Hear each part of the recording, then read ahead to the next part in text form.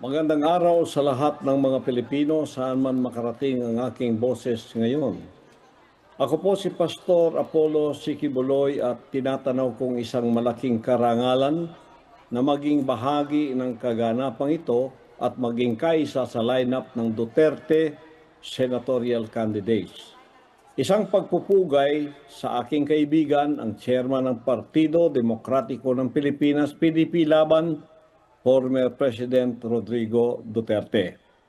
Malugod ko ring binabati ang mga opisyalis ng partido, Vice Chairman Alfonso Cusi, President Senator Robin Padilla, Vice President Sebastian Baste Duterte, Secretary General Amy Torrefranca Neri, Treasurer Isabel Zamora, Auditor Senator Christopher Bongo, Vice President for Luzon, Eric Martinez, Vice President for Visayas, Michael Rama, Vice President for Mindanao, Senator Ronald Bato de la Rosa. Executive Director, Astra Pimentel Naik at sa lahat ng mga mahuhusay na membro ng pamunuan, maraming salamat po sa inyong pagtanggap sa akin.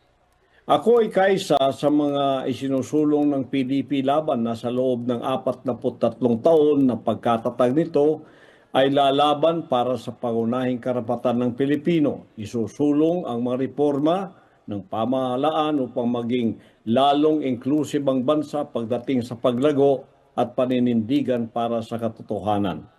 Sa liderato ng ating Pangulong Rodrigo Duterte, naranasan ng Pilipinas ay isang golden age o renaissance pagdating sa infrastruktura, ekonomiya, maging sa peace and order. Nilabanan ng ating Pangulo ang makakaliwa at komunistang grupo at illegal na droga, mga salot sa lipunan. Dadalhin natin ang laban na ito sa Senado at gagawa ng mga batas na tututok para mabigyan na maginhawa at mabuting pamumuhay ang bawat Pilipino. Tatapusin natin ang laban na ito sa pamamagitan ng pagpuksa ng korupsyon. Huwag nating hayaan na ang kaban ng bayan ay lapastanganin ni numan. Ang mga opisyal ng gobyerno, lalo na ang mga mambabatas, ay may tungkulin na proteksyonan ng pera ng taong bayan. Hindi ito dapat gamitin kung saan-saan, lalo na sa pansariling interes lamang.